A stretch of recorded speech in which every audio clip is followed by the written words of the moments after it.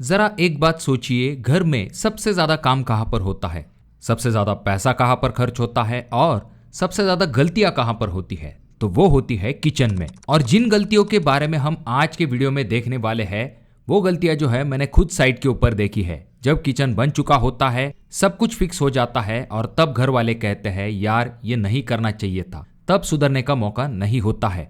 पर अगर आप अपना किचन बनवाने जा रहे हो या फिर प्लानिंग स्टेज में हो, तो ये वीडियो आपको पूरा जरूर देखना चाहिए, क्योंकि इस वीडियो में हम ऐसी गलतियों के बारे में बात करेंगे जो कि अक्सर ही लोग अपना किचन बनवाते समय कर देते हैं, जिससे कि किचन का इस्तेमाल करने में दिक्कत होती है और पैसे भी वेस्ट हो जाते हैं। और इस वीडियो के बीच में मैं आपको एक ऐसा इंपॉर्टेंट पॉइंट बताने वाला हूं जो कि शायद ही आपके कॉन्ट्रैक्टर ने आपको बताया होगा। तो यहाँ पर सबसे पहली चीज जो कि आपको ध्यान में रखनी चाहिए वो है किचन काउंटर टॉप के नीचे की फर्श के रिलेटेड। यह गलती लगभग हर दूसरे घर में होती है। होता यह है कि किचन काउंटर जो है उसे तो बना लिया जाता है, पर नीचे के तरफ यानी कि किचन काउंटर टॉप के नीचे जो फर्श होती है उसके तरफ ध्यान नहीं दिया जाता है। वहां पर होता यह है कि जो हमारी रेगुलर फर्श होती है उसी के लेवल में ये जो किचन काउंटर टॉप के नीचे की फर्श होती है इसे लगाया जाता है। अब आप ये सोच रहे होंगे कि भला लेवल में लेने से क्या दिक्कत है, उल्टा इससे तो अच्छा ही दिखाई देगा। देखिए दोस्तों, जब भी आप अपने किचन काउंटर टॉप के नीचे रेगुलर लेवल के ऊपर फर्श को लगाते हो, तो होता यह है कि जब भी आप किचन ट्रॉली वगैरह बनाते हो, ऐसे में आपका ये जो पोर्शन है इसे क्लीन करना काफी डिफिकल्ट होता है, क्योंकि इसके नीचे जब पानी चला जाता है या फिर धूल वगैरह जाती है, तो ऐसे में किचन ट्रॉली निकाल के उसे क्लीन करना काफी डिफिकल्ट होता है। तो इसके लिए आप एक सिंपल चीज कर सकते हो। आपको क्या करना है, आपकी जो किचन काउंटर टॉप के नीचे की फर्श होती है उसे रेगुलर जो फर्श है उसके लेवल से थोड़ा सा ऊपर की तरफ लेना चाहिए। अगर आप चाहो तो 10 mm से लेके 1 इंच तक हाइट जो है अपने किचन काउंटर टॉप के नीचे की फर्श की उठा सकते हो। इससे फायदा यह होगा कि जब भी आप किचन को धोने वाले हो तो पानी जो है आपके किचन काउंटर टॉप के नीचे नहीं जाएगा, यानी कि आपके किचन ट्रॉली के नीचे नहीं जाएगा, या फिर जो धूल होती है जो कि अक्सर ही किचन काउंटर के नीचे, खास करके ट्रॉली के नीचे जो जमा होती है, तो वैसी दिक्कत आपको दिखाई नहीं देगी। तो इसलिए किचन काउंटर टॉप के नीचे की जो फर्श है उसे थोड़ा सा ऊपर उठाने की कोशिश कीजिए। अब बात करते हैं अगली चीज के बारे में जो कि है पार्टीशन के रिलेटेड। अब जो किचन काउंटर टॉप होता है उसे सपोर्ट देने के लिए पार्टीशन की जरूरत होती है, जिससे कि आपका किचन काउंटर टॉप जो है वो मजबूती के साथ खड़ा रह सके और उसे एक फर्म बेस मिल सके। अब इस पार्टीशन को बनाने के लिए अलग अलग टाइप के मटेरियल का इस्तेमाल किया जाता है। कुछ जगह पर मार्बल स्टोन का इस्तेमाल किया जाता है, कुछ जगह पर लोग कड़प्पा स्टोन का इस्तेमाल करते हैं, यहाँ तक कि कुछ लोग जो है ईंटें लगा देते हैं। अब ये बाकी ऑप्शन तो ठीक है, पर आपको यह गलती नहीं करनी है कि पार्टीशन के लिए आपको ईंटों का इस्तेमाल नहीं करना है। देखिए दोस्तों, जो ईंटें होती है वो नो डाउट काफी मजबूत होती है, पर किचन काउंटर टॉप के लिए जब आप इसका इस्तेमाल करते हो तो इसके कुछ नुकसान होते हैं। जैसे कि अगर हम मार्बल या फिर कड़प्पा स्टोन से इसका कंपैरिजन करते हैं तो ईंटों की जो थिकनेस है वो ज्यादा होती है। अब थिकनेस ज्यादा होने का नुकसान यह होता है कि आपको अंदर के तरफ स्टोरेज के लिए बहुत ही कम स्पेस मिल पाती है, यानी कि अंदर जगह जो है वो काफी कम मिल पाती है और आगे चल के आपको किचन ट्रॉली लगाने में भी दिक्कत होती है। तो इसके लिए आप सिंपल क्या कर सकते हो, अपने पार्टीशन के लिए ग्रेनाइट, मार्बल या फिर कड़प्पा स्टोन का इस्तेमाल कर सकते हो। इसमें थिकनेस कम होती है, उसके बाद में स्ट्रेंथ भी काफी अच्छी होती है और अंदर के तरफ आपको ज्यादा जगह मिलती है। अब यहाँ पर और एक प्रैक्टिकल बात आ जाती है कि जब भी हम इन वर्टिकल पार्टीशन को बनाते हैं तो बहुत बार लोग क्या करते हैं, हॉरिजॉन्टल पार्टीशन लगा देते हैं, यानी कि इस तरह के जो पार्टीशन होते हैं इनसे लोगों को ऐसा लगता है कि स्टोरेज के लिए उन्हें ज्यादा जगह मिल पाएगी। डेफिनेटली ये आपकी स्टोरेज की समस्या को हल कर देता है, क्योंकि स्पेस आपको अच्छी खासी मिल पाती है। पर अगर आप आगे चल के किचन ट्रॉली बनाने वाले हो तो आपको ये पीस जो है उन्हें निकालना पड़ेगा। तो ऐसे में ये जो पार्टीशन है आपके लिए सरदर्द हो सकता है। तो इसीलिए अगर आप 1-2 साल बाद किचन ट्रॉली बनवाने वाले हो, ऐसे में आपको इस तरह के जो हॉरिजॉन्टल शेल्फ होते हैं उन्हें अपने किचन काउंटर टॉप के नीचे नहीं बनवाना है। अब अगली चीज जो कि आपको ध्यान में रखनी है कि आपका ये जो किचन काउंटर टॉप होगा इसके लिए आपको कौन सा मटेरियल इस्तेमाल करना चाहिए। जैसे कि आजकल आपने मार्केट में देखा होगा कि किचन काउंटर टॉप के लिए बहुत सारे ऑप्शंस अवेलेबल है। जैसे कि आजकल टाइल्स के भी ऑप्शन आने लगे हैं, पर ज्यादातर लोग जो है ग्रेनाइट, मार्बल और क्वार्ट्ज, इन 3 ऑप्शन की तरफ जाते हैं। तो यहाँ पर आपको सबसे पहला ऑप्शन जिसे कि डायरेक्टली अवॉइड करना चाहिए वो है मार्बल, क्योंकि मार्बल जो है उसके ऊपर अगर कोई एसिडिक फूड, इमली, नींबू ऐसी चीजों की वजह से आपका जो मार्बल है वो खराब हो सकता है और इसके ऊपर स्क्रैच भी जो है वो जल्दी आते हैं। वहीं पर जो क्वार्ट्ज है वो दिखने में तो अच्छा लगता है, लेकिन हीट रेजिस्टेंट उतना नहीं होता है और इसका जो प्राइस होता है वो थोड़ा सा ज्यादा होता है। रही बात तीसरे ऑप्शन की, तो वो आपके लिए सबसे बेस्ट हो सकता है, जो कि है ग्रेनाइट। इसकी पहली खासियत यह है कि ये काफी मजबूत होता है, हीट रेजिस्टेंट होता है, स्क्रैच रेजिस्टेंट होता है और एसिड रेजिस्टेंट भी होता है। लॉन्ग टर्म में ये आपके लिए सबसे बेस्ट ऑप्शन हो सकता है। इसमें आपको अलग अलग टाइप के कलर्स मिल सकते हैं। अब बात करते हैं ऐसे एक इंपॉर्टेंट पॉइंट के बारे में जो कि आपको जल्दी कोई नहीं बताता है, पर ये चीज आपके काफी काम में आएगी। वो है किचन काउंटर टॉप का स्लोप। ये वो चीज है जो ज्यादातर कॉन्ट्रैक्टर खुद से नहीं करते हैं जब तक आप नहीं बोलोगे।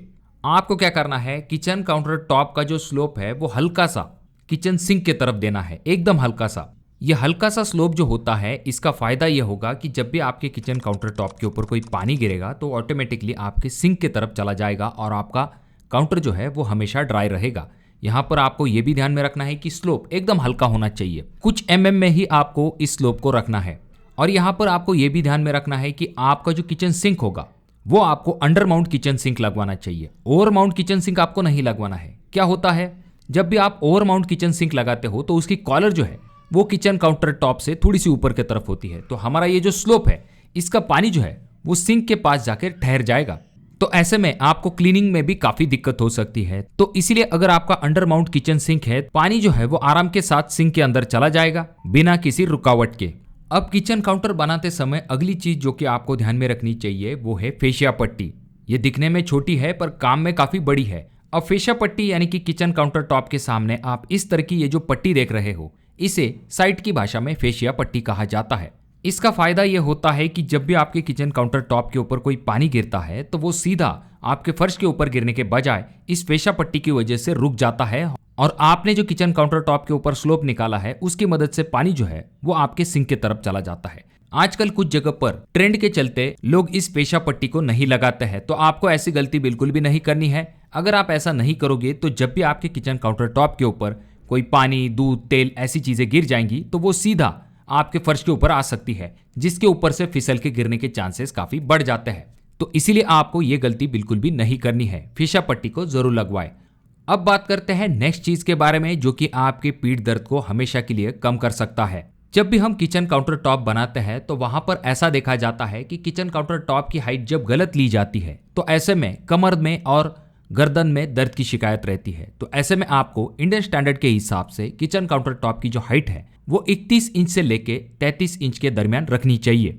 हालांकि आपको आपकी हाइट को ध्यान में रखते हुए कंफर्टेबल हाइट को सिलेक्ट करना चाहिए। अब बात करते हैं वॉल टाइल्स के बारे में। अब ये जो वॉल टाइल है, यहाँ पर लोग गलती यह करते हैं कि ये जो वॉल टाइल्स है इन्हें सिर्फ 7 फीट हाइट तक लगा देते हैं। अगर आप ऊपर के कैबिनेट बनाने वाले हो तो बात अलग है, पर अगर आप ऊपर के कैबिनेट नहीं बनाने वाले हो और अगर आप सिर्फ 7 फीट तक हाइट रखने वाले हो तो ऐसे में होता यह है कि जो किचन के चिपचिपे दाग होते हैं वो आपके इस फर्श के ऊपर जो खाली जगह है वहां पर जाकर जमा होते हैं और वहां पर तो होता है पेंट। तो पेंट को आप ज्यादा रगड़ के घिस नहीं सकते हो जिस तरह से आप टाइल को साफ कर सकते हो, तो वहां पर पपड़ियां बनने लगती है, क्लीनिंग में काफी दिक्कत होती है। तो अगर आप अपर किचन कैबिनेट नहीं बनाने वाले हो तो आप पूरी टाइल जो है उन्हें स्लैब हाइट तक ले सकते हो। वॉल टाइल्स में अगली दिक्कत ये देखी जाती है कि टाइल सिलेक्ट करते समय सिर्फ डिजाइन की तरफ ध्यान नहीं देना है बल्कि आपको क्लीनिंग का भी ध्यान रखना है। कुछ लोग जो टाइल्स है उनमें ग्रू वाली डिजाइन जो है उसे सिलेक्ट कर लेते हैं। अब ये जो ग्रूज होते हैं यानी कि छोटे छोटे ऑफसेट भी टाइल के ऊपर होते हैं, जिस वजह से इन ग्रूज में या फिर इन ऑफसेट के ऊपर तेल जाकर जमा होता है